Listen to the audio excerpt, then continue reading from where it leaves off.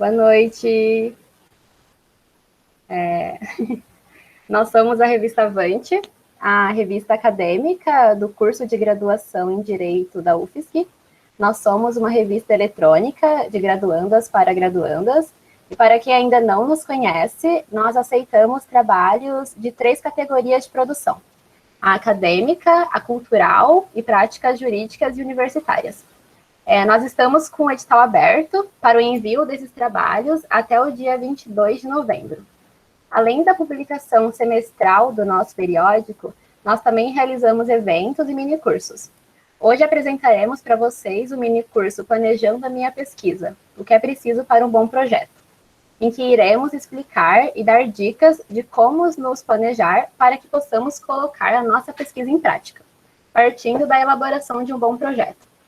O minicurso, ele vai ter 4 momentos. O primeiro momento vai ser o de exposição das ministrantes. E durante essa exposição, conforme forem surgindo dúvidas, vocês podem colocar no chat, que no segundo momento, ao término da exposição das ministrantes, a gente vai abrir para responder essas perguntas. O terceiro momento vai ser uma dinâmica, em que a gente vai utilizar resumos para explicar e demonstrar alguns dos elementos que a gente for vendo durante a exposição. E o quarto momento vai ser o momento que a gente vai abrir para a gente compartilhar as experiências, as alegrias e as dores de fazer uma pesquisa. A Elo, que é integrante da Avante, ela vai enviar no chat um link de um formulário que vai contabilizar para a presença. Então, ainda que você não tenha se inscrito no minicurso, a gente pede que você preencha esse formulário para a gente conseguir organizar melhor quem esteve presente hoje. O minicurso, como a Elo disse, vai ser gravado e depois será disponibilizado. Eu também aproveito esse espaço para divulgar o projeto Explicavante, que é um projeto bem legal, que consiste na postagem de vídeos curtos relacionados à pesquisa interdisciplinar no direito. Então, nós já postamos os vídeos sobre a pesquisa em Direito e Gênero e a pesquisa em Direito e Religião. E ainda postaremos outros temas, outros vídeos com outros temas. Essa série está disponível no nosso canal do YouTube e vocês podem acompanhar também no nosso perfil do Instagram e no Face as atualizações, bem como outras informações da revista, inclusive também sobre o edital. Nós esperamos que vocês gostem do minicurso e depois nós colocaremos o material no nosso site institucional e também estamos sempre disponíveis para tirar quaisquer dúvidas. Mas agora, né, partindo para a apresentação das ministrantes, meu nome é Bruna, eu sou estudante da graduação em Direito da UFSC, eu estou na 8ª fase, e pensar esse minicurso foi bem legal e bem desafiador também, porque coincidiu com o momento que eu comecei a planejar a minha pesquisa. Então, ao mesmo tempo que eu fui aprendendo coisas, eu também tive que organizar de uma forma que fosse compreensível. E a minha expectativa hoje é essa, é também passar o que eu aprendi e aprender com vocês, porque eu acredito que a pesquisa seja isso, seja essa troca. Agora eu passo a palavra para a Jéssica. Obrigada, gente. Oi, gente, meu nome é Jéssica, eu sou estudante de Direito aqui da UFSC também, e eu estou na 6ª fase e faço parte da revista Avante há 2 anos. Aí agora a gente passa para o Léo. Boa noite a todas, boa noite a todos. Meu nome é Leonardo Cristóvão, eu sou graduando da 3ª fase do curso de Direito, sou bolsista pesquisador do grupo de pesquisa em Direito Ambiental e Ecologia Política na Sociedade de Risco, GPDA-UFSC, além de ser membro do corpo editorial da revista Avante, hoje, né, esse ano, atuando como subeditor-chefe. Espero que a gente possa construir um minicurso muito interessante e que vocês possam fazer bom proveito das nossas explicações.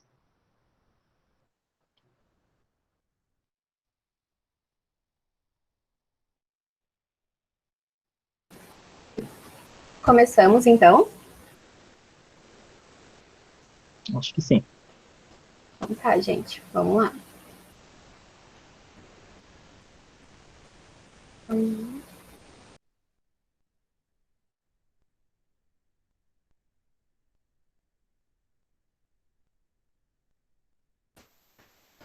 Bom, gente, então, para começar o nosso mini curso, primeiro, né, é importante que a gente tenha em mente o que é a pesquisa, né, que é uma coisa que, quando a gente vê assim, parece que assusta um pouco, ainda mais porque muitas vezes, durante a graduação, a gente acaba não tendo um contato tão grande assim com a pesquisa, né, e que depois isso acaba gerando um certo medo. Mas então a pesquisa, ela vai ser definida como um procedimento lógico. Eu acho que tá com... Ela vai ser definida como um procedimento lógico, racional e sistemático da produção do conhecimento, que visa proporcionar respostas aos problemas propostos. Esse conhecimento que a pesquisa vai procurar produzir é o conhecimento científico. Mas o que, afinal de contas, né, é o conhecimento científico? Porque a gente tem que ter em mente que existem muitas pesquisas, mas nem todas as pesquisas serão pesquisas científicas. Nem todas as pesquisas serão científicas e nem todas as pesquisas produzirão conhecimento científico. O conhecimento científico, ele vai possuir 3 aspectos necessários, que é o método, que vai ser produzido a partir da aplicação de um conjunto de princípios que tenham status científico, o fato dele ser sistemático, de retratar e produzir regras, princípios ou leis que expliquem a natureza do fenômeno pesquisado, e o fato dele ser objetivo. Então, ele tem que ser relatado de uma forma simples para ser compreendido por todos os indivíduos. Mas a pesquisa, é importante que a gente tenha também em mente que ela não é de improviso. Para você produzir esse conhecimento científico, você precisa de uma organização. A gente pode passar, por favor, o slide.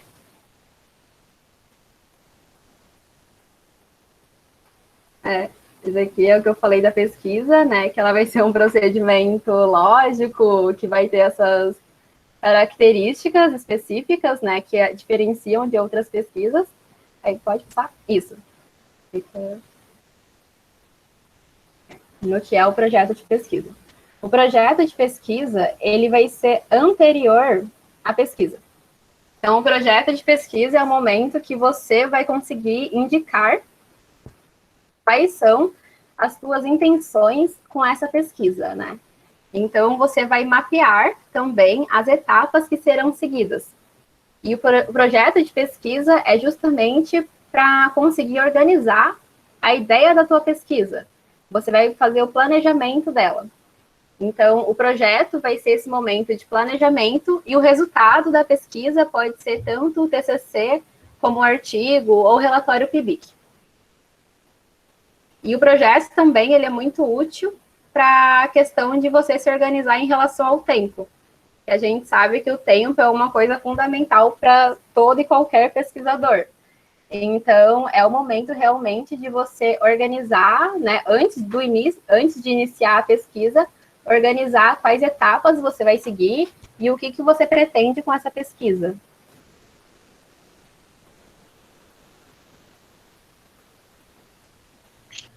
Certo, então agora que a gente viu sobre a pesquisa em si, a gente vai ver um pouquinho sobre a estrutura do projeto de pesquisa.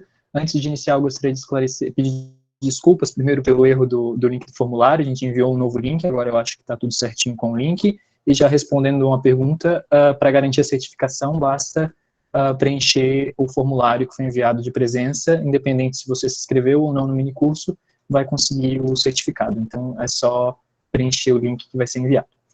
Então, sobre a estrutura do projeto de pesquisa, ele vai ser constituído por uma parte externa e por uma parte interna. Em ambas as partes, a gente vai encontrar elementos obrigatórios e elementos não obrigatórios. A parte externa, por exemplo, ela vai ser composta pela capa e pela lombada, ambos elementos não obrigatórios. Na parte interna, é possível dividir o projeto de pesquisa em 3 partes fundamentais: elementos pré-textuais, elementos textuais e elementos pós-textuais. Como a gente pode ver na figura, os elementos pré-textuais são formados pela folha de rosto, que é um elemento obrigatório, pela lista de ilustrações, tabelas e abreviaturas, e siglas, que são não obrigatórios, e pelo sumário obrigatório. Os elementos que compõem a parte textual são todos obrigatórios. Introdução, dividida em tema, problema, hipóteses, objetivo geral, específicos e justificativa. Referencial teórico, metodologia e recursos quando necessário, e cronograma. Sobre os recursos, embora eles não sejam obrigatórios, é interessante salientar que, dependendo do objeto e da amplitude do seu projeto de pesquisa, torna-se necessário mencionar quais os recursos que o pesquisador pretende se valer para chegar nos objetivos que ele propôs. Por fim, nós temos os elementos pós-textuais, que são constituídos de referências obrigatórias, apêndices e anexos, que são opcionais. Lembrando que os apêndices são os textos elaborados pelo próprio pesquisador a fim de complementar a sua argumentação, então gráficos, tabelas, transcrições de entrevistas, e os anexos são os documentos não elaborados pelo autor que servem de fundamentação, comprovação ou ilustração, como mapas, legislação e estatutos, por exemplo. Caso os documentos apareçam no corpo do trabalho, não é necessário que eles sejam repetidos aqui nos anexos e nos apêndices. Então, agora que a gente teve uma visão mais geral sobre a estrutura do projeto de pesquisa, a gente vai dirigir o nosso minicurso às especificidades, sobretudo dos elementos da parte textual. Passo a palavra para as meninas. Pode passar o slide? Isso. Então, gente, eu vou dar um panorama geral agora da parte textual de um projeto de pesquisa, né? O que compõe a parte textual de um projeto de pesquisa? Ela deve ser constituída de uma parte introdutória, na qual devem ser expostos o tema do projeto, o problema a ser abordado, as hipóteses, quando couberem, os objetivos a serem atingidos e as justificativas. Então, é necessário que sejam indicados o referencial teórico, o embasa e a metodologia a ser utilizada. A parte textual de um projeto de pesquisa, né, que, como eu falei, tem essa introdução, que é onde o assunto vai ser apresentado como um todo de maneira sucinta, mas sem deixar dúvidas, evidenciando tanto a abrangência quanto a importância do tema, colocando a definição da temática, apresentando o problema e os objetivos e justificativas. Então, tudo isso aparece de forma sucinta na introdução. Nos objetivos, o que aparece é o que pretende se desenvolver na pesquisa e quais os resultados que se busca alcançar. A justificativa, ela consiste na apresentação das razões de ordem teórica ou prática que justificam a realização da pesquisa e ela deve expressar a relevância do tema proposto. O referencial teórico é onde é exposto o que já foi falado sobre o tema por outros autores e em que base teórica a pesquisa vai se fundamentar. Enquanto a metodologia, ela deve conter a descrição dos procedimentos e do método a ser empregado na pesquisa. No projeto, a exposição da metodologia ela tem a função de oferecer subsídios para a análise da viabilidade da pesquisa, bem como orientar a posterior execução. Então, pela metodologia, é possível ver se a pesquisa ela pode ser levada a cabo ou ela precisa ainda de modificações. Também devem ser explicitadas as técnicas de coleta de dados e de tratamento de bibliografia. Tudo isso aparece na metodologia, mas talvez tenha ficado um pouco abstrato ainda, né? Porque a gente optou por colocar esses elementos textuais agora para dar uma visão de totalidade, mas eles vão ser melhor abordados ao longo da exposição. Daí eu volto a palavra para a Bruna agora. Pode passar, Elô. Bom, gente, então começamos, né, pela definição da temática e a delimitação do tema. Esse é um momento que causa um pouco de dor de cabeça, porque é um momento que você vai ter que se perguntar como encontrar esse bom tema, né? Como iniciar o processo de busca e como fazer essa definição. Então, primeira coisa, né, a temática, ela vai se referir à área, que é o assunto geral que vai ser pesquisado. E nesse sentido, é muito importante que você escolha uma área que seja do teu interesse, uma área que desperte algo em ti, que você sinta vontade de estudar aquilo. Porque, afinal de contas, a ideia é que você fique um certo tempo, né, alguns meses, pesquisando esse assunto. Mas, então, a escolha, a definição do tema se articula quase que imediatamente com a definição do objeto de pesquisa. O objeto vai ser um pouco mais específico. Mas a delimitação do tema não existe um bom assunto em termos absolutos, mas tem alguns critérios que a gente consegue seguir para delimitar um tema de uma forma mais racional, mais pé no chão. O primeiro é esse que eu disse para vocês, que é o de você escolher um tema, um assunto que tem alguma motivação para ti, né, que faça sentido você pesquisar isso. E antes de começar já a escrever sobre, fazer o teu projeto em cima daquele tema, é importante também que vocês façam um levantamento inicial. Porque, como a Jéssica disse, é importante que a gente tenha uma noção da viabilidade daquele assunto. Então, às vezes, pode acontecer da gente ter um assunto que desperta muita paixão na gente e realmente decidir que vai ser aquele tema, né? Vai ser aquilo, e a gente descobrir que aquele tema já foi tratado e pesquisado exaustivamente. Que todos os caminhos que você poderia seguir naquele tema já foram tratados de alguma forma. Porque a intenção da pesquisa é que você faça uma contribuição para aquela área. Então, se já foi tratado de todos os ângulos possíveis, é uma coisa a se pensar. Mas também a gente tem tem o extremo oposto, que é se o tema não foi tratado em nenhuma pesquisa. Porque é também importante, no momento de escolha do tema, que você escolha algo que seja relevante. Então, talvez, pesquisando algo que não tem nada sobre, pode ser que o tema não seja relevante, mas também pode acontecer de existir uma dificuldade muito grande do levantamento de fontes, ou até que o tema apresente um grau de complexidade tão grande que não cabe em uma iniciação científica, e nem um mestrado, e às vezes nem um doutorado, né, que precise de outras pesquisas mais.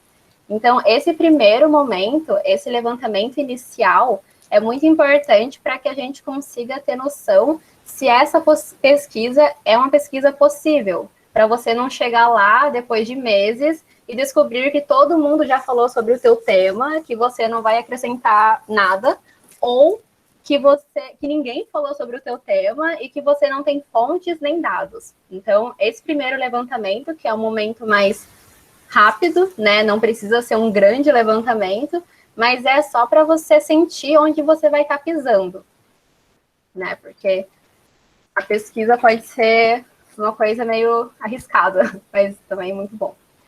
E também é importante que você escolha um tema que não seja impossível, né? Por exemplo, você é um aluno aqui da graduação do Brasil, e aí você decidiu que vai estudar um tema na Suprema Corte Americana. Só que esse tema é possível para você? Tem que pensar tanto na disponibilidade de fontes, né, a disponibilidade financeira e também a disponibilidade de tempo. Que o tema também é importante que ele não seja excessivamente amplo. Então, a ideia é que o teu tema esteja aqui, né, que é a área de pesquisa que você gosta, ou, enfim, que você se identifica, e que você consiga ir especificando o teu tema. Uma coisa que, quando eu falei do meu tema, né, para o meu chefe, ele disse que eu precisava sair do mundo que eu tentava abraçar e chegar em um bairro.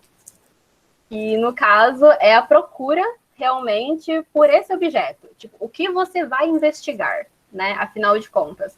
Não basta que você decida que gosta de direito constitucional e dentro disso vai estudar o STF, mas não delimite o teu objeto, né? O que vai ser investigado. Então, esse levantamento inicial também é muito legal, porque você consegue encontrar artigos, e nos artigos, gente, eu descobri que referências bibliográficas é a coisa mais linda, porque te encaminha para vários outros autores. Então, antes de você sentar e começar a escrever o teu projeto e decidir que vai ser aquilo, faz essa pesquisa inicial, que é o momento já de você saber da viabilidade e da relevância, né? E da possibilidade também. É importante que você leve em consideração a tua realidade de pesquisa, né? Tipo, que lugar você está ocupando, assim, se é um graduando, em que momento você está. Essas são as minhas observações sobre delimitação do tema, né? Que a gente consiga chegar em um bairro. Pode passar, Elô. Gente.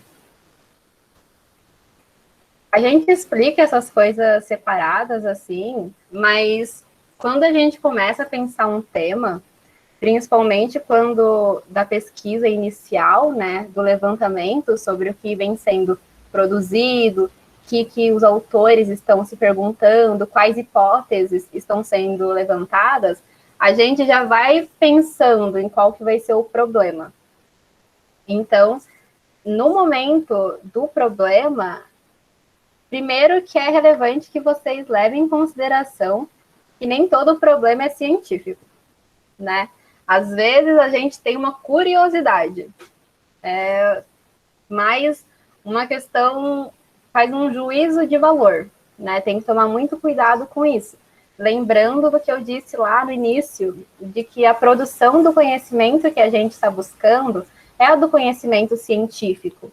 E o conhecimento científico, ele tem aquelas 3 características que demandam uma pesquisa que se baseie em técnicas, em dados, em fontes que sejam passíveis de comprovar empiricamente. Então, não basta que você tenha uma curiosidade sobre determinado tema. Não basta que você tenha uma opinião sobre determinado tema para que o seu problema seja considerado científico. É necessário que o seu problema seja passível de ser verificado a partir de fontes, de dados, de resultados de outras pesquisas, né? Mas para você fazer esse problema, você tem que saber também se é possível, né? Então, por exemplo, né? Voltando no STF, você decidiu que quer descobrir se a atuação do STF é boa. Mas como? Né? A partir do quê? A tua hipótese vai ser sim ou não, mas com o que você vai trabalhar, né, com isso? Essa pergunta é muito mais um juízo de valor. Também não seria um problema científico você se perguntar como melhorar a celeridade dos processos no STF. Diferente já seria você perguntar em que medida a falta de celeridade no julgamento dos recursos extraordinários pelo STF é relacionada ao excesso de processos. Porque essa pergunta você já conseguiria verificar a partir do levantamento de dados, de outras pesquisas e de outras fontes, de uma forma empírica. Então, esse problema já teria um teor científico. A nossa tarefa nesse momento é pegar o teu tema, pegar aquilo que você já fez um levantamento, que você já tem que saber o que está sendo discutido, e problematizar e dar um teor científico para isso. Afinal de contas, você estará produzindo um conhecimento científico. Tanto que ontem, uma amiga minha, é importante também que o problema, ele seja, além disso, né, dele não ter esse juízo de valor, assim, essencialmente, mas também que ele seja claro e preciso, que ele seja suscetível de solução e que ele seja delimitado a uma dimensão viável. Então, por exemplo, ontem, uma amiga minha, porque quando a gente começa a fazer pesquisa, todo mundo começa a ler muito sobre metodologia e a galera compartilha umas figurinhas, mas uma amiga minha veio me perguntar do problema dela, porque era justamente a pergunta que ela se fazia era se o judiciário, em determinado momento histórico, tinha contribuído, né, tinha legitimado a exploração do trabalho infantil. Mas aí o problema é que, né, a questão que se colocou para ela não tinha os dados nem as fontes suficientes. E a questão que ela se fazia era abrangente de tal forma que não bastava os documentos que ela tinha. Então, como fazer uma afirmativa, no caso, ela partiria para a hipótese de que sim, mas como fazer uma afirmação dessas, de que o judiciário, sim, né, teve um papel nisso, né, nesse momento, se você não tem os dados nem as fontes? E o tempo, né? Porque, veja, essa pergunta é muito ampla, é muito genérica. Ela estaria aqui, ó, no mundo até o bairro, ela está longe ainda do bairro. Acabou que ela trocou. Vai por outro lado, por outro caminho. Mas é importante que a gente seja realista, né? Então, quais são os dados disponíveis para responder esse problema? Esse problema é suscetível de solução com o que eu tenho, né? É um problema científico? É um problema relevante também? Então, são perguntas que a gente tem que se fazer antes de já fechar, né? Porque para ir não ir só no calor do momento, decidindo um problema enfim, teve um sonho. Ah, porque essa pergunta é a pergunta que, ó, do ano. E não, às vezes é bom também a gente saber o que está sendo pesquisado, o que está sendo produzido, enfim, para você saber novamente onde está pisando. Sobre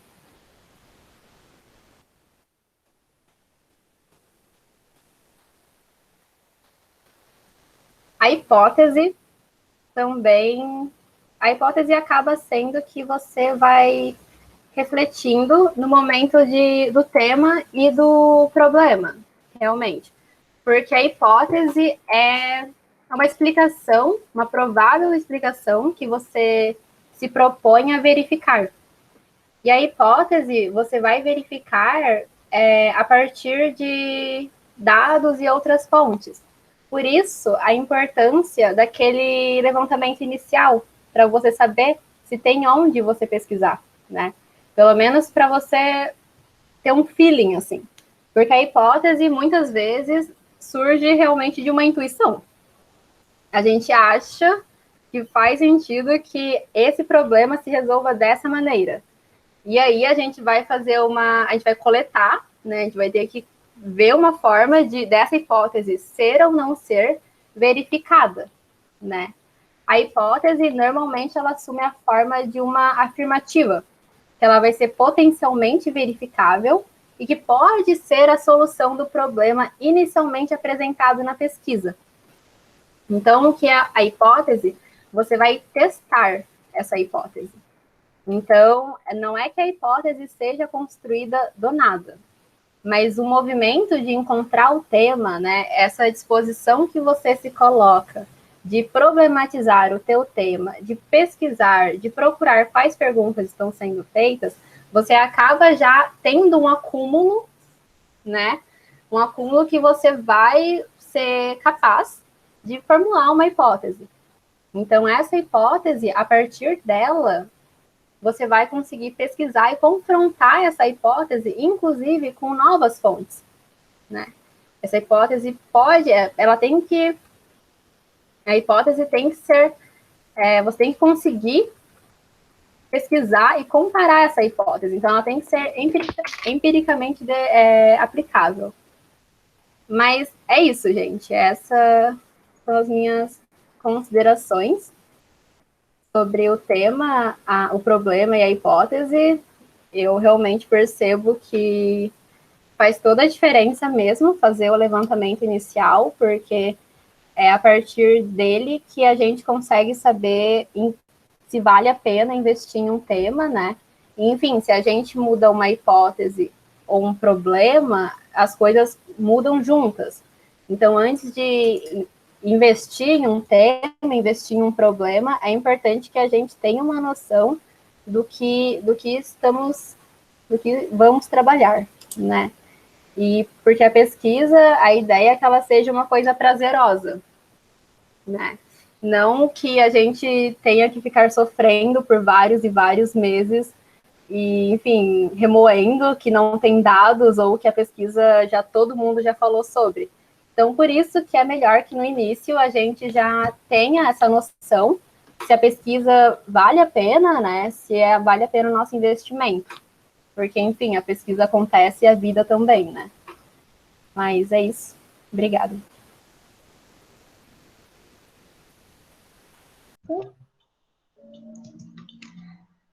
Certo, eu vou conversar um pouco com vocês agora sobre os objetivos da pesquisa, né? A gente tem um objetivo geral, que toda pesquisa deve ter um objetivo determinado para saber o que procurar e o que alcançar, né?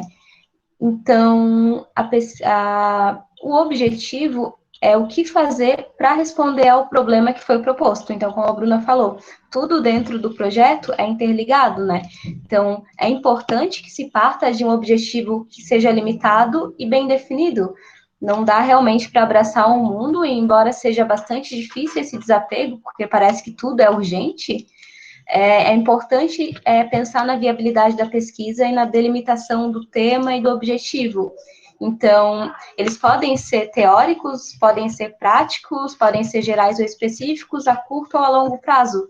E eles definem a natureza do trabalho e qual tipo de problema vai ser respondido com o material que vai ser coletado a partir do objetivo. Então, ele deve explicar para que se deseja estudar o fenômeno ou o assunto, respondendo as perguntas por quê, para quê e para quem, e ele é construído numa visão geral do que se espera da pesquisa, enquanto que os objetivos específicos, eles decorrem do geral e eles demonstram o que se pretende alcançar para atingir o objetivo geral. Eles têm esse caráter um pouco mais concreto, essa função mais instrumental, e permitem que, de um lado, se atinja o objetivo geral e, de outro, se aplique a situações particulares. Então, é recomendado, nos objetivos específicos, o uso de verbos como definir, registrar, identificar, nomear, categorizar, especificar, classificar, mapear. Então, por exemplo, meu objetivo é verificar se houve redução de renda em decorrência da pandemia de Covid-19. Como que eu vou fazer isso?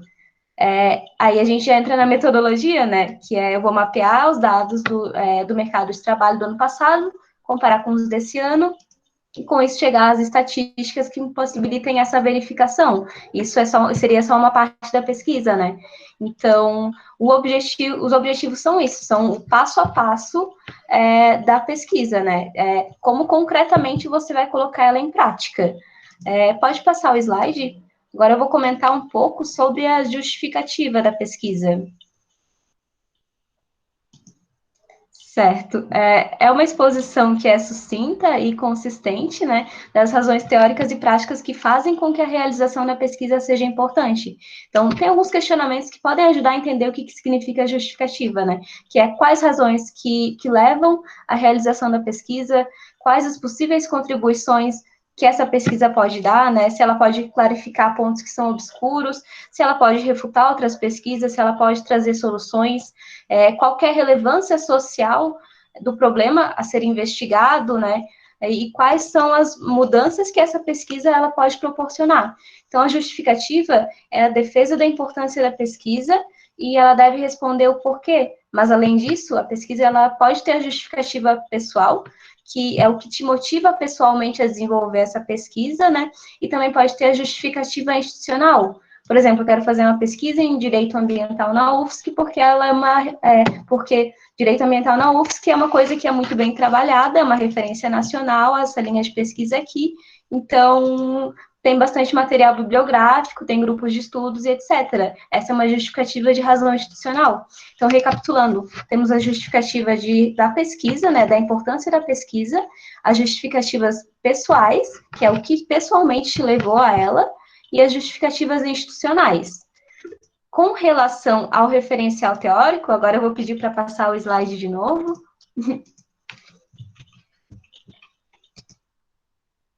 Isso. A fundamentação teórica da pesquisa, ela surge para responder o como, né?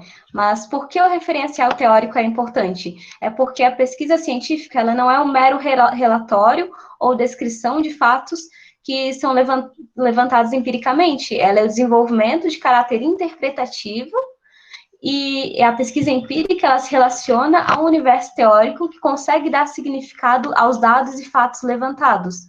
Então, as premissas e os pressupostos teóricos sobre os quais o pesquisador vai se fundamentar na sua interpretação devem aparecer de maneira bastante clara no projeto final, né? Afinal, a perspectiva teórica ela vai guiar toda a pesquisa. Então, por exemplo, um economista, ele pode partir da teoria marxista da dependência, ele pode partir dos sistemas mundo, pode partir, né, do keynesianismo. No direito penal, a pessoa pode ser garantista, né, abolicionista, punitivista. Então, tem várias perspectivas teóricas das quais a pessoa pode partir para fazer a sua pesquisa, né? Então, ela é a exposição da base e da perspectiva que vão guiar a pesquisa. O mesmo tema pode ter diversas análises, a depender do marco teórico e da teoria de base utilizados, e apontamentos das diferentes opiniões de ideias dos autores pesquisados sobre o tema da pesquisa, né? A definição dos termos, conceitos, categorias operacionais serão utilizados na pesquisa, e também a apresentação do conhecimento acerca do que já foi escrito sobre o tema escolhido. Isso são pontos que fazem parte do referencial teórico, que são muito importantes para ele. Daí eu encerro aqui e já passo a palavra para o Léo.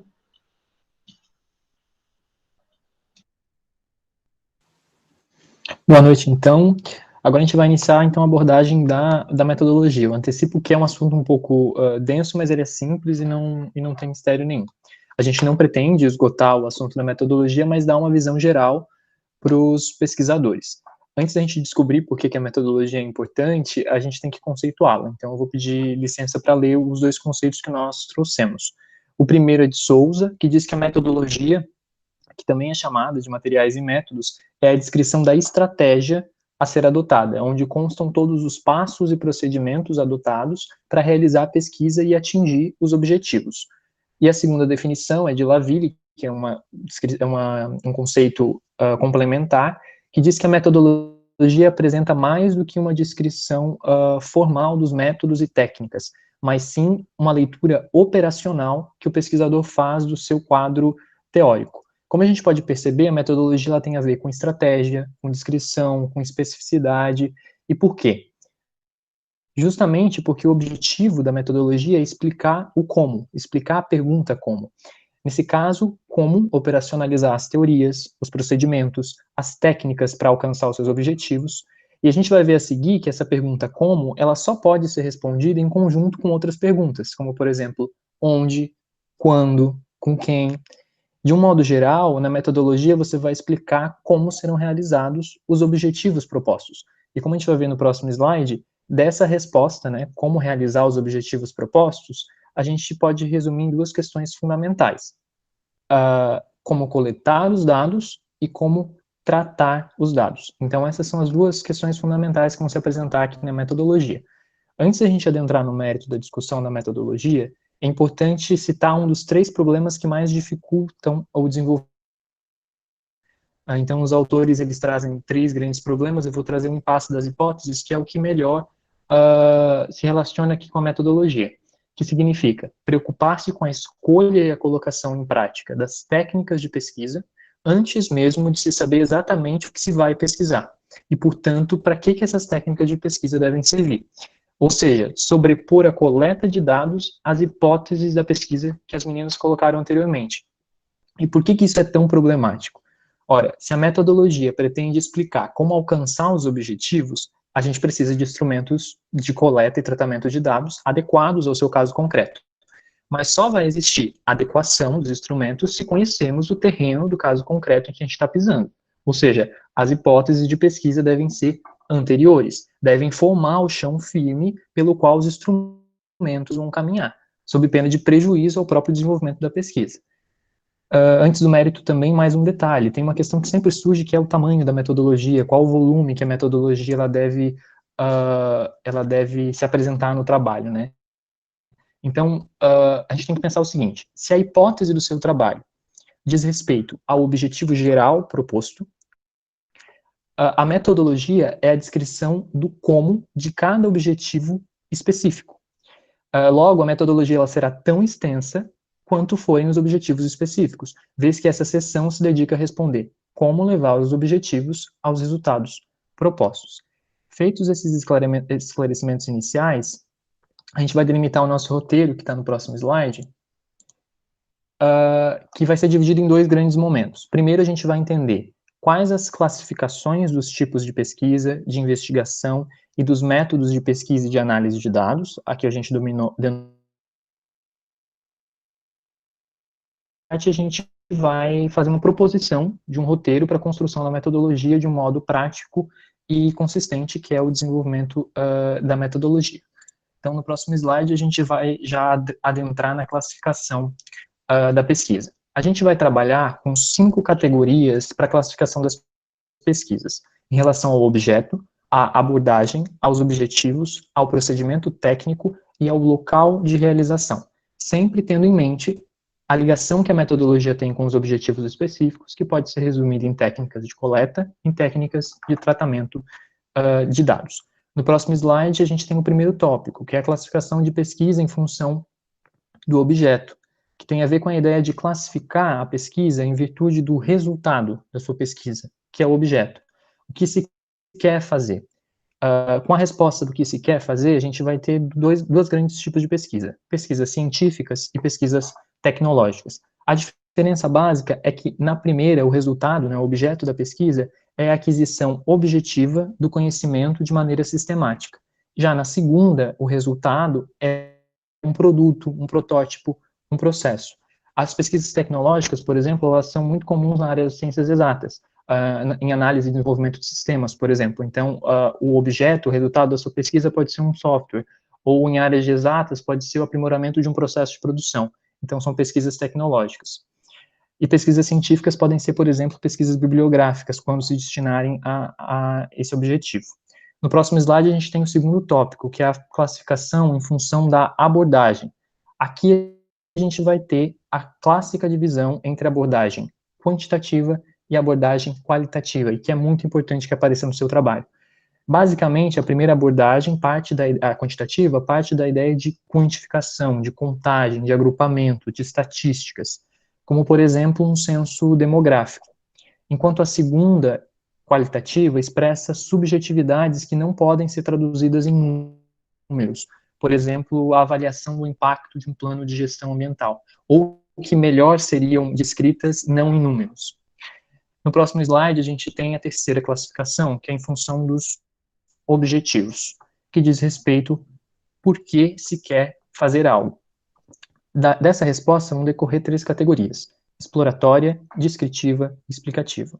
Então, por que eu quero fazer algo? Eu quero uma pesquisa exploratória para conceder familiaridade com um assunto, como uma pesquisa bibliográfica pode me conceder.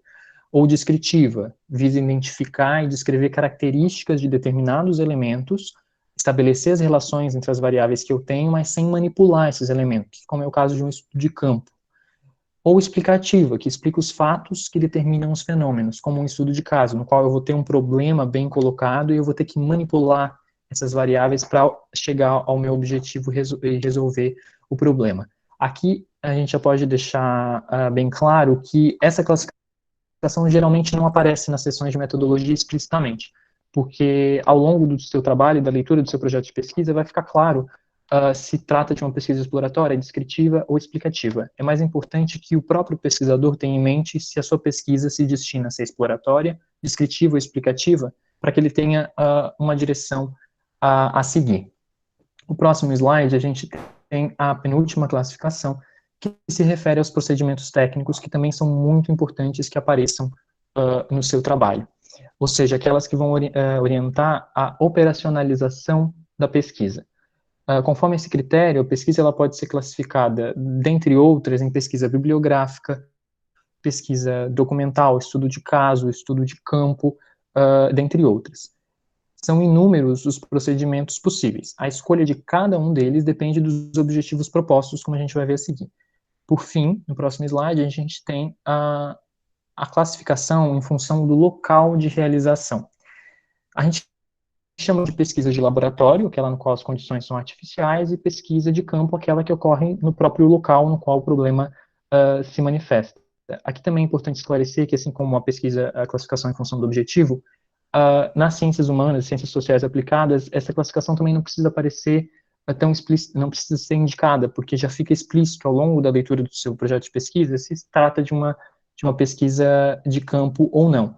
É mais comum que isso aconteça em ciências exatas, porque nas ciências exatas é necessário que haja uma clara descrição se o que você pretende pesquisar acontece na realidade, ou se você vai descrever na realidade, ou você vai descrever um modelo ideal onde as variáveis estão isoladas, por exemplo.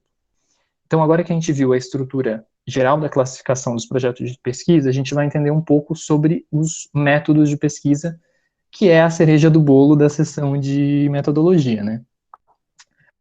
Antes de ver o método, a gente tem que entender, assim como a Bru colocou, que a diferença do conhecimento científico para os demais conhecimentos, uma das diferenças primordiais, é a possibilidade de verificação. E essa verificação só é possível mediante a adoção de um método. E aqui eu abro parênteses para dizer que algumas pesquisas, elas indicam que, por exemplo, em comunicação científica, você vai ser muito mais efetivo na comunicação científica se você apresentar o método pelo qual aquele pesquisador o pesquisador se utilizou para chegar ao resultado, do que o próprio resultado que ele encontrou. Então, cumpre ressaltar que o método é mais do que um conjunto de regras. Antes disso, é uma postura adotada pelo pesquisador ao aplicar os métodos de pesquisa que deram certo anteriormente. Assim, é importante ressaltar que a escolha do seu referencial teórico metodológico diz respeito à leitura de mundo que você faz. Então, já que a escolha de um referencial assume certos pressupostos, como a gente vai ver a seguir. Então, no próximo slide, a gente vai ver que esse referencial teórico escolhido deve ser suficientemente adequado para possibilitar que você alcance os seus resultados e se relacione com a corrente filosófica e epistemológica do seu estudo. Então, é importante deixar claro, o referencial teórico-metodológico caminha junto com o seu referencial teórico, eles têm que caminhar para a mesma direção. Nesse sentido, você vai poder optar por diversos métodos indutivos, dedutivos, dialéticos. Essa escolha pressupõe que você conheça os referenciais teóricos e como eles funcionam. Por exemplo, pensa numa pesquisa que se propõe a validar se um determinado material é um bom condutor elétrico, que é um exemplo clássico. Vai ser muito difícil utilizar como referencial metodológico o materialismo histórico dialético, por exemplo. Por isso que é importante a gente conhecer os métodos adequados aos objetivos, que aqui seria um método indutivo, por exemplo. Assim, na ciência, há dois grandes métodos de raciocínio, né, o método dedutivo e o método indutivo. O indutivo é aquele raciocínio que chega a uma conclusão mais ampla do que as informações, as premissas no qual ele se baseia, e o dedutivo tem a estrutura invertida. Ele parte de argumentos gerais para argumentos particulares. A operação lógica por trás disso é aquele encadeamento que se chama silogismo. E aqui é muito importante também dizer que esses são métodos de aferir o conhecimento, de construir o conhecimento básicos e tradicionais, mas que existem diversas críticas a eles. Existem um campo do conhecimento específico que critica os métodos de se aferir o conhecimento, de chegar ao conhecimento. Então, hoje nós temos análises críticas e novas proposições metodológicas de novos métodos de pesquisa que se constroem sobre a crítica desses métodos que eu estou apresentando. Então é importante que o pesquisador tenha em mente isso. E um terceiro marco teórico, por exemplo, que forma essa tríade clássica, né, indutivo, dedutivo, é o dialético. O método, esse dialético é um método conhecido na filosofia, ele tem origens, inclusive, pré-socráticas, mas a estrutura que a gente conhece é a hegeliana. É aquela estrutura de tese, antitese e síntese. Uma tese, pretensão de verdade; antitese, negação da tese apresentada anteriormente; e síntese, resultado do confronto entre as duas, que vai gerar uma nova tese para que o processo possa ser novamente iniciado. Esse método, por exemplo, ele já cabe mais em pesquisas propositivas e se dirige ao conhecimento através de discussões e combinações. E também existem ramificações desse método, como, por exemplo, a roupagem que o próprio Marx deu a esse método através do materialismo histórico dialético. Então, mas também existem diversos outros métodos, né? Estatístico, experimental, comparativo. Então, depende muito do pesquisador conhecer os métodos e entender qual que se aplica melhor à sua pesquisa, ao seu projeto de pesquisa. Agora que a gente entendeu sobre os métodos, a gente vai entender um pouquinho como analisar os dados, né? Analisar os dados colhidos daí.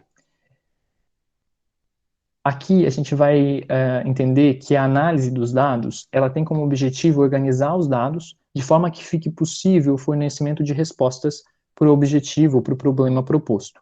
A gente vai ver alguns métodos de análise, tanto para dados quantitativos quanto para dados qualitativos, no próximo slide. Então, para dados quantitativos, eu trouxe 3 categorias, né? Estabelecimento de categorias, a codificação e tabulação e a análise estatística dos dados. Então, começando pelo estabelecimento de categorias, né, para dados quantitativos, ou seja, quando a gente trabalhar com números. o estabelecimento de categorias geralmente é bem simples. Por exemplo, a gente pensa numa pesquisa que pergunta para as pessoas a faixa etária dos indivíduos. A gente pode estabelecer categorias: menor de 18 anos, entre 18 e 60, maior de 60.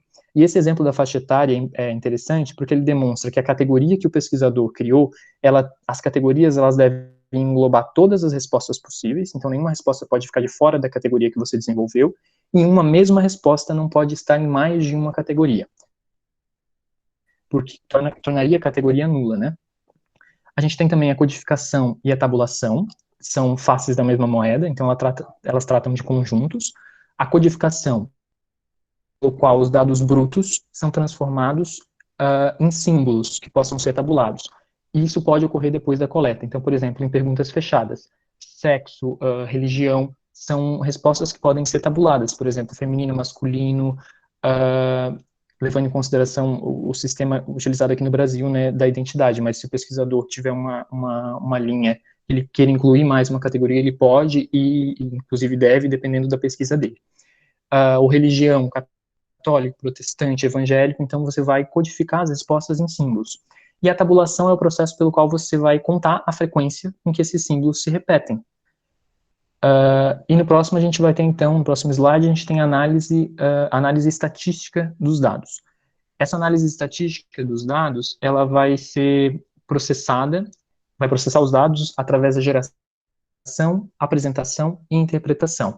Então, aqui, basicamente, a gente vai trabalhar com variáveis, o pesquisador vai trabalhar com variáveis. E esses dados, eles vão ser conseguidos através de processos de mensuração. E eles podem ser conseguidos através de, basicamente, 3 escalas. Escalas nominais, no qual a gente distribui os objetos em categorias e conta a frequência. Por exemplo, uma pergunta de sim ou não vai ter o sim e o não, a gente conta a frequência dessas 2 categorias. Isso seria uma escala nominal. Uma escala, ou uma escala ordinal, né, que o ordenamento dos objetos ou características vai ser pré-estabelecido, só que aqui a gente não sabe qual a distância entre os elementos da escala. Então, primeiro, segundo, terceiro, pensem numa prova em que nós temos primeiro, segundo e terceiro colocado. Nós sabemos a posição deles, mas não sabemos a distância da pontuação entre o primeiro, o segundo e o terceiro. Se na sua pesquisa é importante que se saiba a diferença entre a escala, você vai utilizar, então, uma escala intervalar, que é semelhante a essa ordinal, mas você sabe a distância entre as variáveis. Por exemplo, uma escala de temperatura, de altura e de peso, são escalas intervalares. Agora a gente passa, então, para os métodos de análise de dados qualitativos, no próximo slide,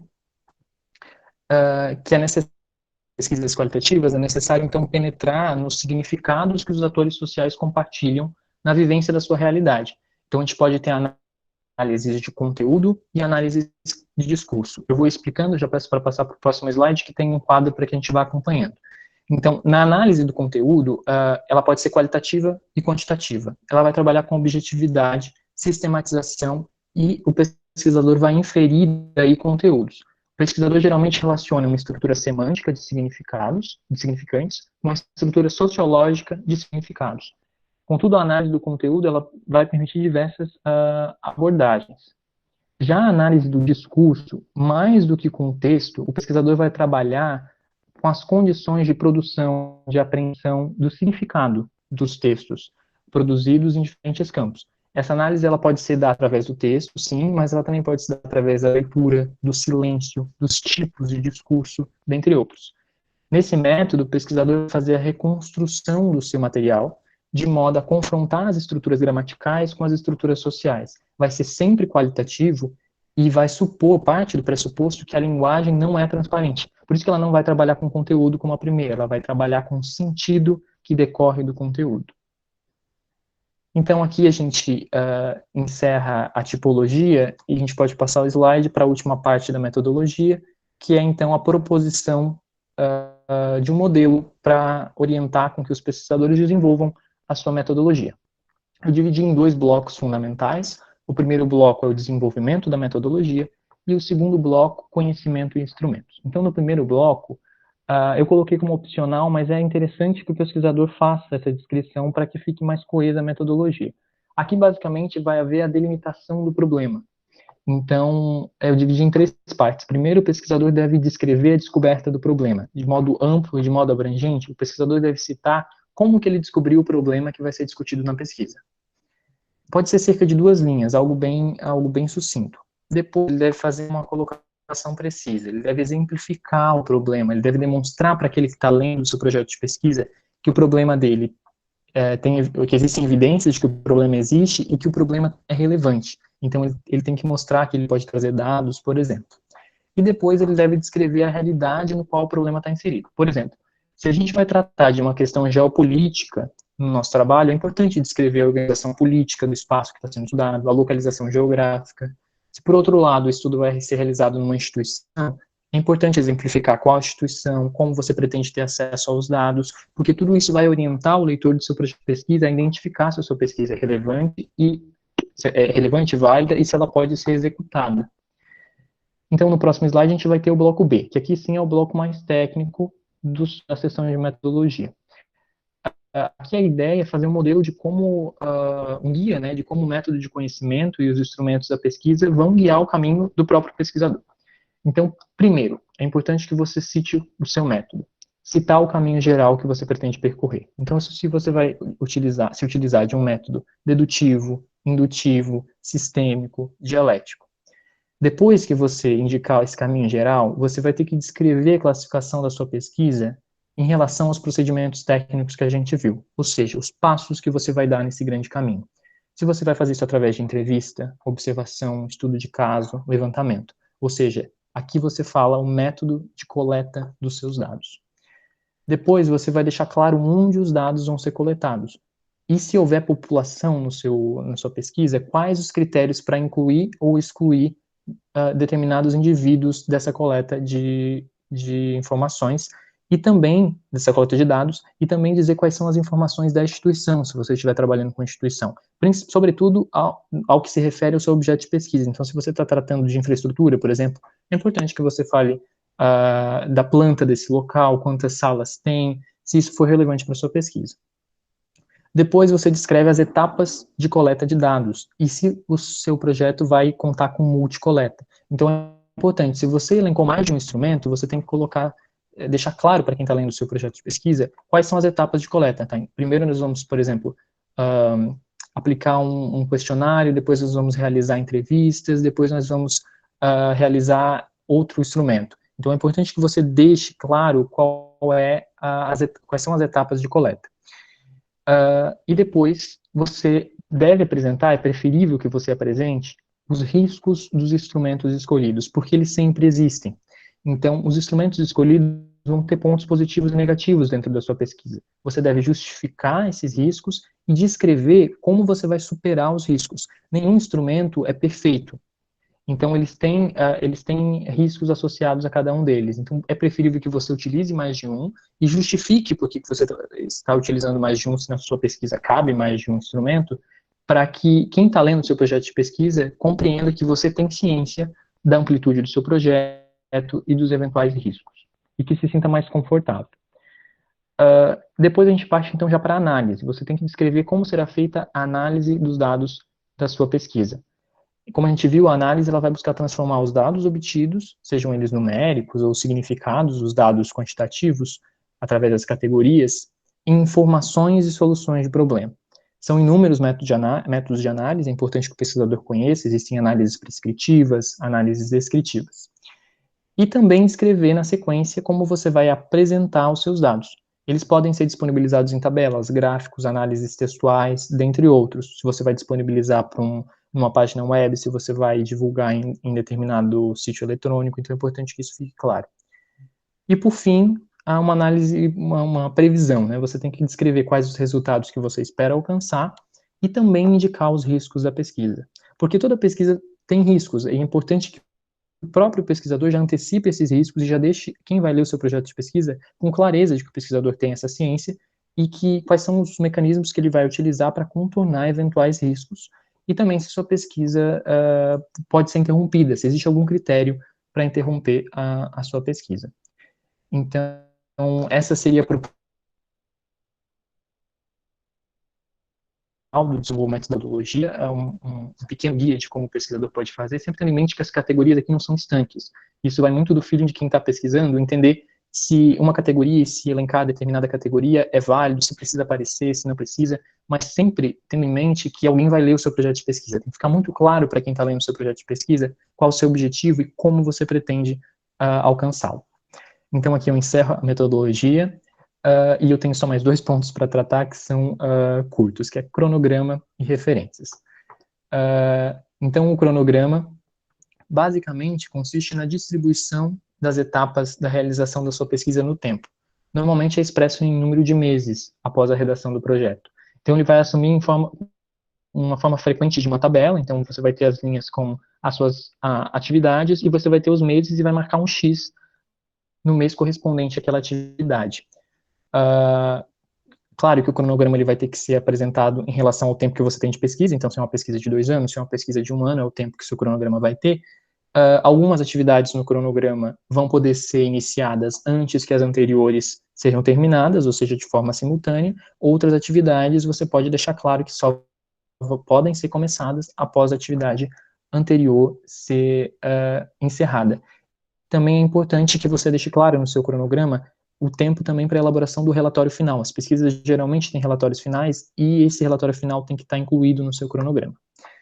E agora sim, por último, as referências, as tão temidas referências, que não devem ser tão temidas assim, porque são simples. Elas, basicamente, são a relação das obras consultadas durante a construção do seu projeto de pesquisa. Consultadas e citadas. Importante que tenhamos em mente que as referências que você não citou no seu texto, elas não devem aparecer no final do seu trabalho. Então, livros, artigos, revistas, sites e outras publicações podem ser referências, tomando sempre atenção que todo projeto de pesquisa deve ser elaborado de acordo com as normas da ABNT, e não é diferente com as referências. Então, você deve pesquisar qual é a normativa mais atual sobre as referências da ABNT e segui-la. Ou se você está submetendo para algum periódico que tenha edital próprio, checar no edital quais são a formatação das referências que aquele periódico ele pede de você. Então, da minha parte hoje era isso. Agradeço vocês e passo a palavra para as meninas. Obrigado. Muito bom, gente. Agora a gente vai abrir, então, para as perguntas. Quem quiser se manifestar no chat ou mesmo abrir o microfone, fica à vontade, gente. Tá aberto.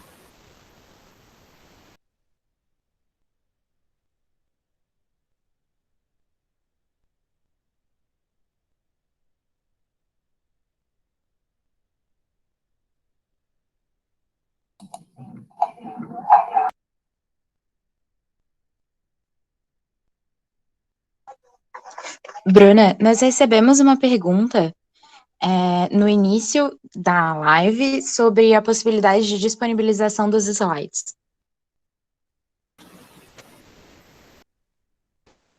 Acho que sim, a gente pode disponibilizar no site da revista, né, institucional. Aí a gente coloca o link no nosso Instagram, daí. Aproveita para seguirem a gente. Nós recebemos uma pergunta sobre a disponibilização da gravação por e-mail.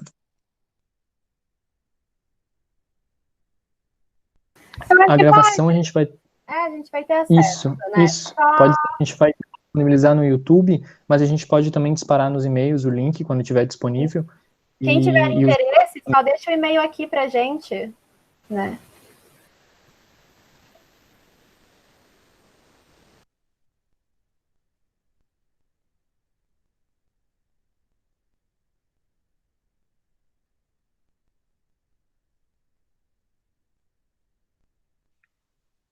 A gente só antecipando que depois das perguntas nós ainda temos duas últimas etapas, né? Que são uma dinâmica que a gente preparou com resumos para a gente solidificar o que nós trabalhamos, e depois uma conversa sobre eventuais experiências. Então, depois que a gente acabar as perguntas. Posso falar no microfone? Pode sim. Eu queria saber, meu nome é Renan, eu sou do curso de Biblioteconomia, estou na 4ª fase, só me apresentando. Eu queria saber se vocês acham que fazer os fichamentos das leituras, né, que a gente que a gente já vai fazendo durante o curso e tudo mais, cada um dentro das suas áreas. Eu acho que o próprio fechamento, né, quando a gente chega ali no final, até para a palestrante ali, a Bruna, tá fazendo o TCC, né, tá no final já. Vocês acham que esse processo, não sei se vocês têm conhecimento, do fichamento colabora para esse processo todo que vocês trouxeram para a gente? Eu posso responder pela minha experiência, assim. Pode ser, é bom também, a gente já fica até com um depoimento, né, de alguém que está passando. Que bom. Mas, olha, Renan, vou dizer que é importante fichar. É importante, porque, inclusive, alguns livros que a gente lê e pensa, não serão tão relevantes, né? Mas depois faz falta um fichamento. Se você tiver a possibilidade de fichar, né, pelo menos os livros importantes realmente para a tua pesquisa, vale a pena. Porque depois para você é muito mais fácil só ir lá no fichamento, né, e depois fazer um levantamento dos dados que você precisa. É uma forma de simplificar a tua vida para não precisar reler o livro. Eu indico que sim. Eu acho que, inclusive, tem um método de um fichamento de leitura estrutural, se eu não me engano, mas que é bom também, que às vezes a gente não tem a prática, né, de fichar. Então, dá para pesquisar, tem um monte de coisa na internet, o pessoal explicando, dando dicas mesmo de fichamento. Mas eu indico, eu procuro fichar os livros que eu vou usar mesmo, assim, os que são fundamentais para minha pesquisa. Porque depois eu mantenho uma pasta e daí quando eu preciso de algum conceito, né, eu vou no fichamento e já encontro. É mais fácil.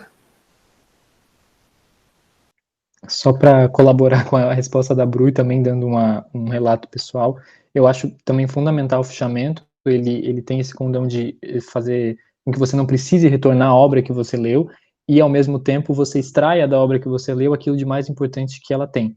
Então, você vai conseguir depois trabalhar com categorias, você consegue deixar os conceitos bem claros no seu fichamento para que depois, se a sua pesquisa exigir que você tenha lido, sei lá, 10 livros para fazer, você tem as categorias principais de cada livro naquele fichamento. E também é importante que você identifique qual fichamento melhor se coaduna com a sua pesquisa. Às vezes, se você vai fazer um fichamento estritamente de citação, às vezes, se você já tem uma ideia muito clara da sua pesquisa, se você pretende fazer um fichamento, que você faz um fichamento com citações diretas, mas também indiretas. E também tem a facilidade de que no próprio fichamento você vai deixar indicado certinho as passagens com as páginas, né? Então, se porventura o fichamento não for claro o suficiente naquele momento que você está precisando para sua pesquisa, você tem muito mais velocidade para voltar no livro, já na página que você fechou, e retomar a ideia que estava encadeada daquela frase que você retirou. Então, eu acho que é fundamental, agiliza muito o processo e é muito mais eficiente para o pesquisador, porque faz com que ele tenha acesso a esse conteúdo que é importante para ele mais rapidamente. Porque eu lembro que a Bru estava falando no início dos artigos, que os artigos são uma mão na roda para quem está pesquisando, eles são também por isso, porque geralmente os artigos, além de te darem orientações rápidas para outros autores, eles são diretos naquilo que eles se propõem. Então, se você precisa de uma discussão aprofundada e direta sobre alguma coisa, você pode ter no artigo. Às vezes, o livro ele tem uma densidade muito grande, mas para a pesquisa que o pesquisador está levando a cabo, precisa só de uma parte daquele livro, um capítulo que me interessa mais. Então, é um importante fechamento nesse sentido para que eu tenha esse material já separado e depois eu consigo mais facilmente, além de consultá-lo, estabelecer as categorias, né? Eu consigo fazer as ligações, deixar bem claro a categoria que aquele autor trabalhou naquele livro no meu fichamento e depois pesquisar e cruzar essas referências. Eu gostaria de adicionar também que existem gerenciadores bibliográficos que facilitam muito o trabalho de fichamento. Um exemplo é o Mendeley. Então, você consegue fichar os artigos ali direto pelo Mendeley e ele mesmo já coloca as referências no final que vão facilitar depois para você categorizar e utilizar aquelas coisas que você precisou ler para sua pesquisa.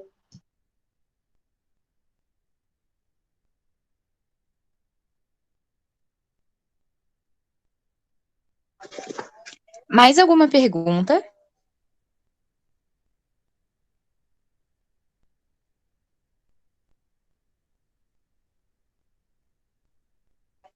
Bom, então eu agradeço a todos que enviaram perguntas. Agora nós vamos dar início à terceira etapa do minicurso, que é uma dinâmica.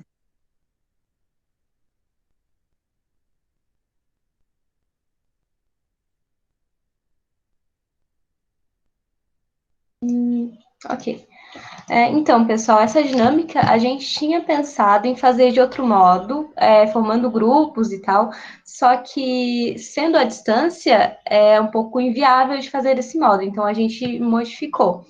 A gente vai ler um resumo, né, do trabalho final, aquele que aparece na primeira página do trabalho, e geralmente é traduzido para outra língua também, e vocês podem ir colocando aqui no chat o que vocês pensam que o trecho que foi lido é.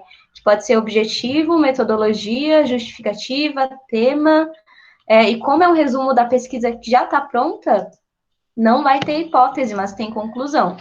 Daí, primeiro a gente vai trabalhar com um artigo que é intitulado Violência contra a Mulher, Concepções e Práticas de Profissionais de Serviços Públicos. Então, ali, a primeira frase, né? A violência contra a mulher decorre da desigualdade de gênero e acarreta danos psicológicos, físicos, morais, patrimoniais e sexuais. O que é esse trecho?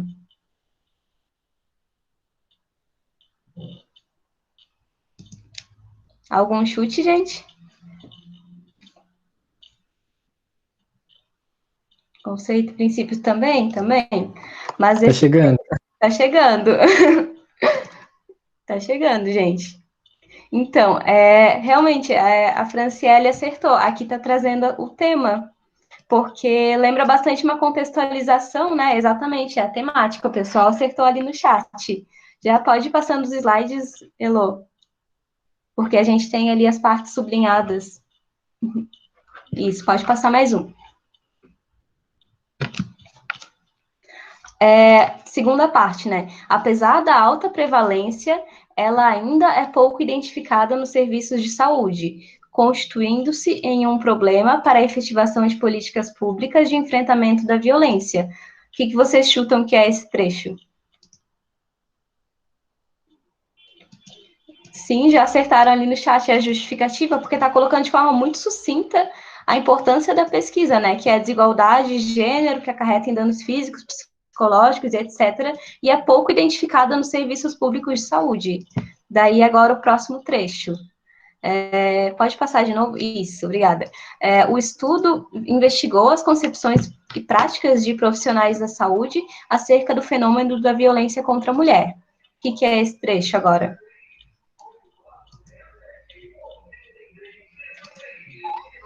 Isso é o objetivo, é quase a metodologia, né? Mas é o objetivo, porque ele é uma pesquisa, como eu falei, já concluída, né? E se fosse um projeto, aqui diria investigar as concepções e práticas de profissionais da saúde acerca do fenômeno da violência contra a mulher. É por isso que, assim, você vê que tem um tom mais concreto aqui, né? Tipo, o que eu vou fazer na pesquisa, mas ainda não está explicando exatamente o que tu está fazendo.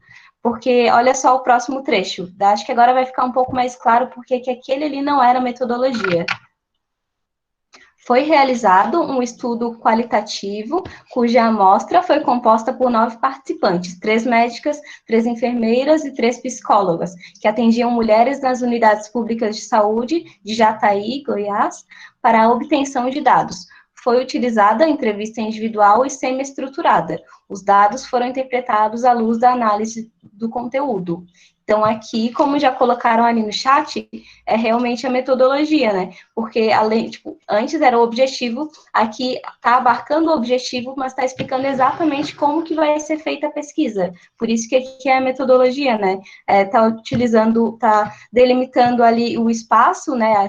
O lugar, as unidades de saúde, Jataí, Goiás. Para quê? Para obtenção de dados, como que foi utilizada? Foi utilizada entrevista individual, semi-estruturada, está tudo explicado aqui de forma muito resumida, essa aqui é a metodologia.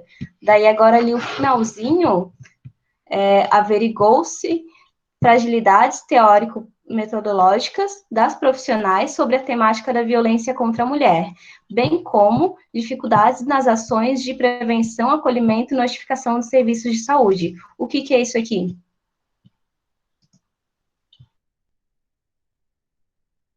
Porque se fosse um projeto, né, que era o que a gente estava estudando aqui, isso aqui seria uma hipótese, né? Seria a hipótese principal, mas como é a pesquisa já concluída e se chegou nesse resultado, isso aqui realmente é a conclusão, é o resultado.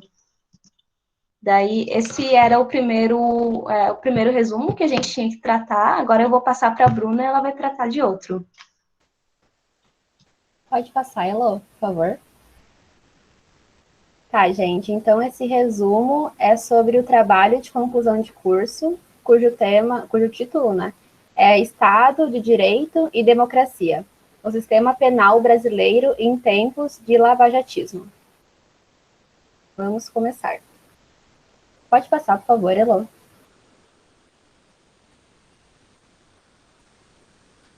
Elô. Obrigada. Então, vamos lá. A Operação Lava Jato definitivamente é um marco para o sistema de justiça brasileiro, com reflexos decisivos à ordem jurídica e política no país. Os seus reflexos promovem distintas reações na sociedade brasileira e, atualmente, além dos seus méritos, os seus equívocos também vêm sendo desvelados.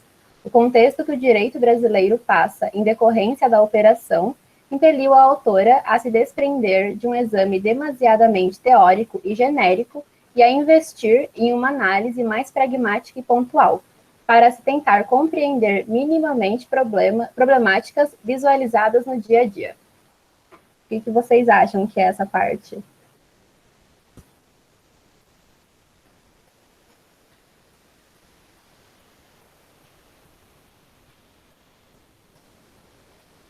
A temática também, né, a área que ela se decidiu, mas também a justificativa, porque nessa parte ela vai colocar tanto a área que ela está se interessando, né, que ela está se dispondo, mas principalmente as razões pelas quais ela entende que esse tema é relevante.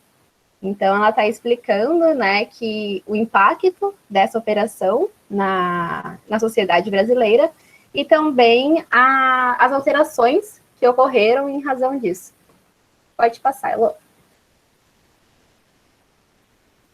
A delimitação do tema, portanto, tentou fazer uma investigação do sistema criminal na prática da Lava Jato, em especial a utilização de alguns institutos do processo penal. Esse está um pouco mais fácil. O que vocês acham, gente?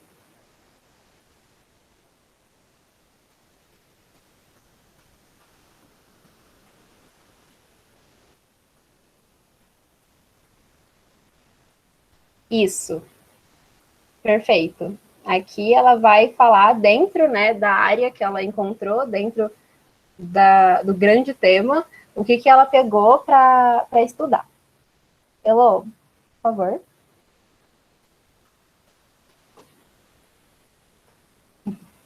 É dentro desse cenário que o problema do trabalho foi pensado, qual seja, basicamente, em verificar se existem inovações e particularidades da Operação Lava Jato para o processo penal brasileiro, bem como identificar reflexos ao Estado democrático de direito.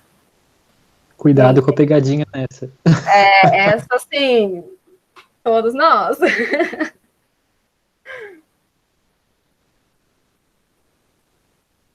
Nossa, Luísa tá intensa. É isso mesmo, são os objetivos. Aham.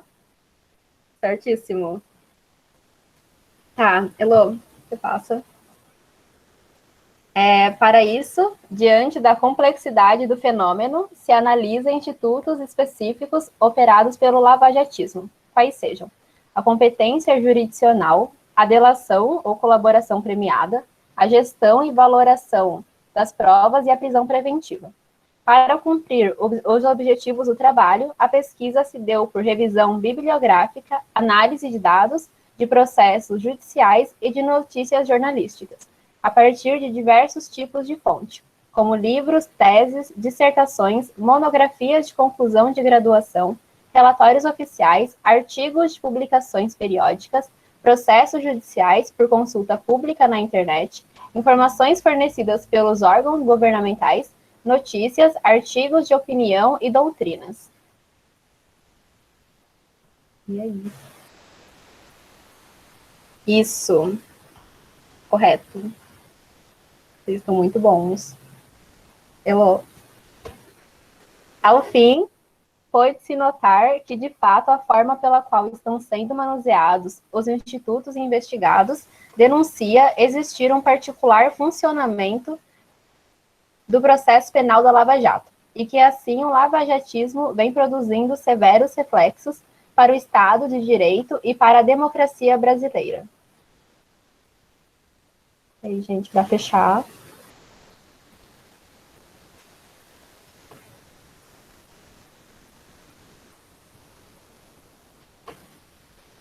Isso, Franciele. Vocês foram muito bens.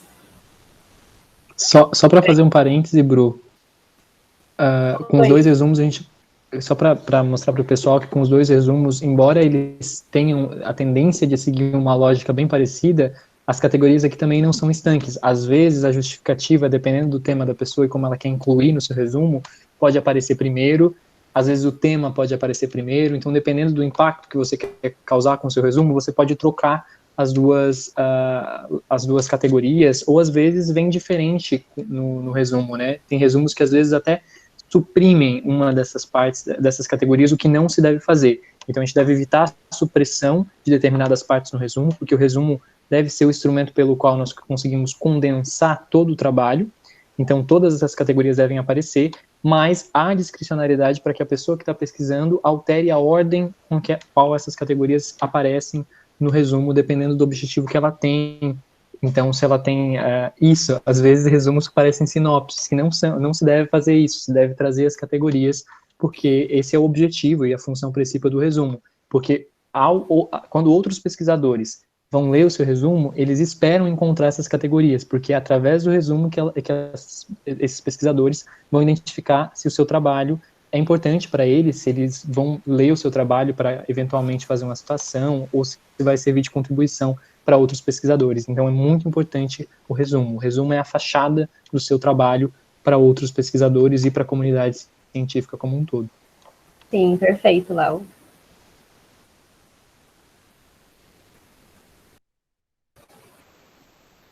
Bom, gente, agora então a ideia é que a gente abra para vocês conversarem com a gente. Então, para vocês falarem de experiências que estejam tendo com a pesquisa, se estão interessados em algum tema, só para compartilhar mesmo experiências, que a pesquisa é isso, gente, é compartilhamento. Oi, boa noite. Vocês estão me ouvindo bem? Boa noite, Fran. Estamos ouvindo sim. Eu estou falando Fran porque ela é minha colega, gente. Obrigado por Exatamente. Exatamente. Eu não tenho exatamente uma pergunta, mas gostaria de deixar aqui meu comentário, que eu achei muito legal essa proposta de vocês. Inclusive que vocês abriram para o pessoal de fora, porque eu já estava de olho nesse curso e não consegui me inscrever, e tive a oportunidade de entrar depois pelo link, agradeço. Como que eu posso resumir aqui? Achei muito, muito interessante, aprendi muito nesse pouco tempo. Léo, arrasou, adorei muito. É um assunto que mesmo recorrente, eu por exemplo, já estou no meu terceiro curso da UFSC, mas incrível como a gente sempre aprende coisas novas, né? E eu tenho um particular assim, interesse por começar a escrever artigos, e então queria agradecer vocês, e até mais um incentivo para a gente se atentar mais a esses detalhes que às vezes a gente não observa muito, mas obrigada mesmo. Adorei o curso de vocês, então era mais um comentário aqui final. Obrigado, Fran, obrigado pelo elogio, e aqui eu não posso também deixar de elogiar as nossas colegas, né, a Bru e a Jéssica, porque sem elas o minicurso não teria saído, por todo o apoio e todo o trabalho. E também a Carol, que não está presente, que é a nossa editora-chefe, que também colaborou. O minicurso ele vem sendo construído há algum tempo, então ele é fruto de diversas contribuições, mas sobretudo do trabalho da Jéssica e da Bruna. Então eu já deixo aqui também o meu agradecimento e obrigado pelo elogio, Fran.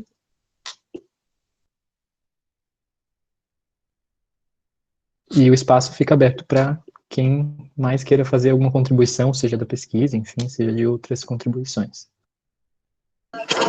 Léo, licença, eu vou fazer a minha contribuição, então.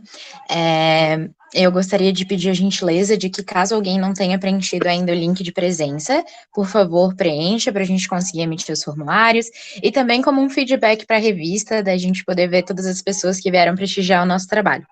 Além disso, no chat também são disponíveis as nossas páginas no YouTube, no Facebook e no Instagram. Eu recomendo que vocês acompanhem, porque tem muito conteúdo interessante.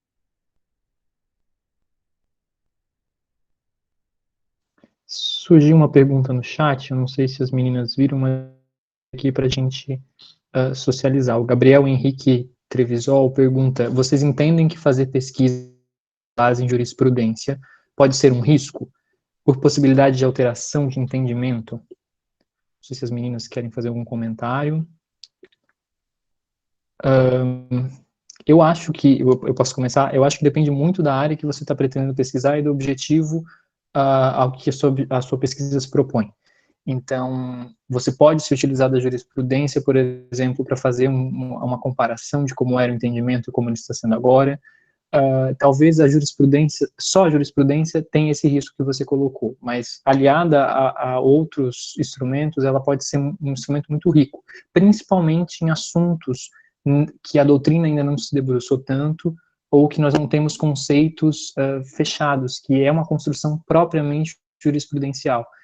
Mas você vai ter que sempre aliar ela com uma construção doutrinária. Por exemplo, em matéria ambiental, nós tivemos um julgado recente importantíssimo para o direito ambiental, que é a imprescritibilidade do dano ambiental. Então, seria impossível tratar esse tema sem tratar em conjunto a jurisprudência, porque dela que decorreu. Mas é importante, nesse trabalho, nesse artigo em específico, trazer toda a construção doutrinária dos conceitos que estão por trás dessa decisão, e que são conceitos que a doutrina usa há muito tempo. Então, talvez a jurisprudência possa ser usada, inclusive, como um instrumento de crítica, dizendo, existe todo esse cenário doutrinário, existem esses conceitos há tanto tempo, e só agora a jurisprudência se manifestou, por mais que seja um avanço. Então, eu acho que a jurisprudência tem esse condão, e muitas vezes a decisão da jurisprudência, ela não é de todo boa ou de todo ruim. Pode ser que uma decisão seja boa e você possa criticar, através de referências bibliográficas, muitos pontos que levaram a se decidir, a razão de decidir. Então, eu acho que pode ter risco, assim como tudo tem risco, mas quando alicerçado com outros instrumentos bibliográficos e doutrinários, na realidade, é fundamental que você cite a jurisprudência. E eu acho que é uma questão de você delimitar também e já fazer essa observação, né, que você vai usar a jurisprudência de tal período e que, enfim, se passar um tempo e o entendimento mudar, a tua pesquisa foi feita, né, mas o que caberia é você pensar uma continuação para essa pesquisa, né, e daí você pode falar do novo entendimento. Eu já vi artigos que a gente recebeu que, quando a gente recebeu o artigo, era um entendimento. E daí, na hora da pessoa receber o parecer, o entendimento já tinha se alterado. Então, a orientação é que realmente você vá atualizando, porque o conhecimento é assim, gente, tipo, é um risco, né? Mas, enfim, você vai estar produzindo com o que você tem, com o que é agora você tem essa jurisprudência. Talvez mude, e você possa fazer um trabalho em cima da nova jurisprudência, do novo entendimento. Eu acho que é isso, assim. Eu acho que é um trabalho interessante. Inclusive, eu estava vendo um artigo aqui para ver se dava para indicar, mas qualquer coisa eu mando no chat. Não, e você também pode fazer pesquisas muito interessantes com base em jurisprudência que tem se formado pela lacuna legal mesmo, né? Quanto ao tema em questão, realmente não tem legislação sobre isso, por isso se formou uma jurisprudência, né? Mesmo que ela mude, é interessante ter esse estudo, né? Ele vai ser uma coisa útil. Eu concordo bastante com o que o Léo falou com relação a sempre tentar aliar com o entendimento doutrinário, mesmo que seja para comparar e para ver, olha só, a jurisprudência está em desacordo com o que a doutrina dominante tá colocando. Então, é importante analisar essas questões também, sabe? Mesmo que mude ao longo dos anos, a sua pesquisa não vai ser invalidada, porque no momento que você escreveu, era aquilo que estava valendo, né? Então, era isso que eu tinha para contribuir. E E a pesquisa e o seu artigo como um todo, ele também, além de tudo que a gente colocou, ele é um registro. Então, é importante. Existem inúmeros artigos que se dão com base em decisões específicas do STF, em decisões específicas do STJ. Então, não deixa de ser um registro daquele momento, daquela decisão. Então, e que é muito importante, até para que outros pesquisadores possam analisar se você aprova, se você vai cruzar a doutrina e reprovar, se a decisão está correta ou não está correta, acertada à sua linha de pesquisa. Então, é muito importante, ela é um registro também. Então, existe o risco, mas não como a gente pensa, um risco que invalide a minha pesquisa. A pesquisa não vai ser invalidada, como a Jéssica falou. Ela também é um registro, e um registro muito importante. Então, não há problema em fazer uma pesquisa, um artigo, por exemplo, que você vai escrever sobre um caso, assim. Mas em se tratando de pesquisa como um todo, um projeto de pesquisa, daí eu acho que seria mais ideal que você conjugasse outros instrumentos com a jurisprudência e não fizesse só sobre jurisprudência. Mas, enfim, dependendo do objetivo da sua pesquisa, pode ser que a análise de jurisprudência, uma análise temporal ao longo de determinado período, se baste por si própria e configure um bom trabalho também.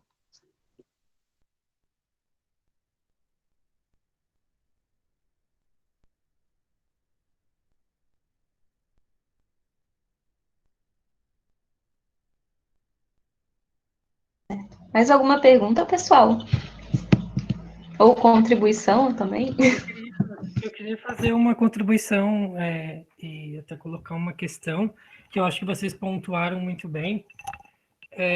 Na verdade, primeiro, parabenizar vocês que trouxeram todas essas questões, foi muito bem colocado, né? Dentro do Centro de Ciências da Educação, ali no SED, que a gente tem os cursos de biblioteconomia, arquivologia, pedagogia, e principalmente dentro da área de ciência da informação, uma coisa que a gente traz bastante é a questão do plágio, né? No sentido dos trabalhos acadêmicos e como isso tem uma consequência, né, para o acadêmico numa questão de toda a sua trajetória, ou seja, você pode ter o seu trabalho cassado, você pode ter o seu diploma cancelado, né, ter que voltar a defender em alguns momentos. E eu acho que vocês trouxeram, assim, uma linha do tempo, né, um respaldo, digamos assim, né, até sendo da área do direito, para a gente conseguir fugir disso, né? Vocês trouxeram até a questão da ABNT, que eu também achei muito interessante, né? Que às vezes as pessoas acham que é um bicho de 7 cabeças, mas como a Jéssica também trouxe, tem ferramentas ali que te ajudam, né, nesse processo. Então eu queria, né, agradecer vocês nesse sentido, porque é muito importante a gente não ver, às vezes, professores, eu acho, né, enfim, outras pessoas trazendo essa questão do plágio, da própria fake news, né, que também é uma questão que está sendo muito trazida hoje em dia. E eu acho que vocês pontuaram muito bem, né, metodologicamente, de várias formas como a gente pode fugir, né, direta e indiretamente disso. Então, seria mais nesse sentido, agradecer a vocês. Obrigado, Renan. Eu gostaria também de complementar, dizendo que, claro, esse minicurso foi pensado para ser um minicurso mais abrangente, trazer todos os pontos até pelo período, pelo tempo que nós temos, mas no slide vocês têm todas as redes sociais e a gente produz material constantemente e às vezes bem específico, seja sobre referências, seja sobre outras áreas, que podem ser checados, eles estão todos no nosso Instagram, alguns estão no nosso YouTube, como a série que foi colocada, Explicavante, então ali estão todas as redes sociais para que vocês possam também nos acompanhar e se valer dessas ferramentas que a gente sempre vem colocando. E realmente a revista e o agir da revista também surge em resposta a essas lacunas que a gente viu dentro do nosso próprio curso. Assim, a pesquisa, a gente não tem tanto subsídio, tantos instrumentos, então a gente vem como um meio pelo qual os graduandos eles podem submeter os seus trabalhos, mas também trazer esse conteúdo e esses instrumentos para que eles possam começar, para que os pesquisadores possam começar. Então, nunca é demais colocar que nossa revista é de graduandos para graduandos também por esse motivo. E o espaço fica aberto para a contribuição das meninas ou para outras perguntas e colocações.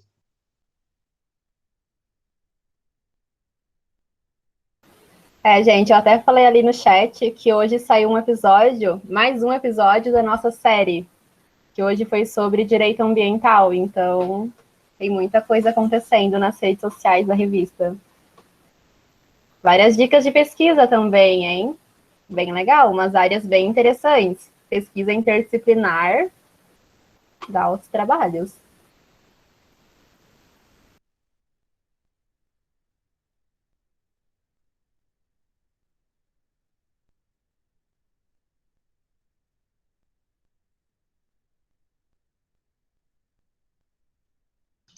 Bom, mais alguém gostaria, né, de dar alguma contribuição ou fazer uma pergunta também?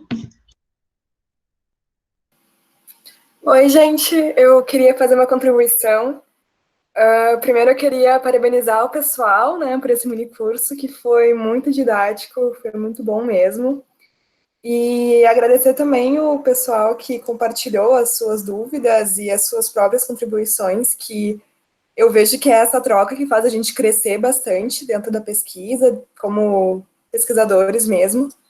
E para quem está pensando em começar, eu queria compartilhar minha experiência, que um dos primeiros artigos que eu fiz assim, eu não fazia ideia de questão de metodologia, de questão de marco teórico. Foi num grupo de estudo que surgiu uma possibilidade de fazer uma análise da figura do melhor interesse da criança através de 2 julgados do STF, inclusive, do STJ, desculpa, inclusive, que era o que estavam comentando aqui sobre jurisprudência. E foi uma experiência muito importante para eu me lançar nessa aventura, assim, vamos dizer. Tipo, olhando hoje em dia, eu vejo que, como a Bruna bem pontuou, talvez não tenha nada de científico naquilo que eu trouxe, seja mais uma análise, mais alguma coisa de observação mesmo, mas se tem algo que eu acho que eu posso sugerir para vocês é de não se restringirem, sabe? De realmente ir atrás, de pesquisar. Na época eu não tinha contato ainda com a revista Avante, então eu não fazia ideia desses cursos, mini cursos maravilhosos, desse material incrível que tem, mas é o que ajuda a gente a crescer. E tanto que depois eu fiz uma iniciação científica com a professora Cristiane Derani, que é uma profissional que eu admiro muito. E agora eu estou num projeto internacional de pesquisa, que a gente está fazendo uma análise de vários casos que estão acontecendo tanto no Canadá quanto na Nigéria, e aqui em Santa Catarina, que tem o caso da fosfateira de Anitápolis, a gente está fazendo essa análise das legislações.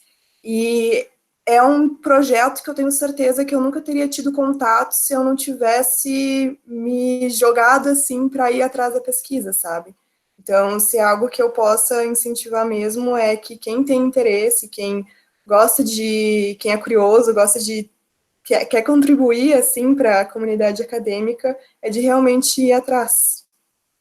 E acho que é isso que eu posso contribuir. Obrigada, Gabi. Muito bom.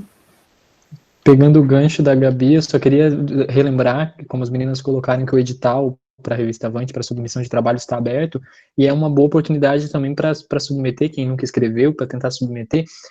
Claro, nós temos, é uma revista de direito, não só os graduandos de direito submetem, graduandos de qualquer curso, desde que a temática tangencie o direito, mas se for de interesse dentro dessa área que tangencia o direito, em qualquer curso, a gente está com o edital aberto para que submetam, e pode ser uma boa experiência, inclusive para que, caso o seu trabalho venha a não ser aprovado, e que isso não é o fim do mundo, você vai ter o seu trabalho analisado por 2 pareceristas daquela área, então eles também podem dar um direcionamento para o seu trabalho. Então, pode ser que você submeta e ele não seja aprovado, mas você já vai ter um feedback ali sobre o seu trabalho, o que você precisa melhorar. Ele é avaliado às cegas por 2 especialistas, então você também tem um feedback que pode submeter num outro edital, caso você não seja aprovado, mas mais para saber que existe essa possibilidade, mas eu acho que depois de ver o minicurso vai ser aprovado, né, porque o minicurso ofereceu boas ferramentas.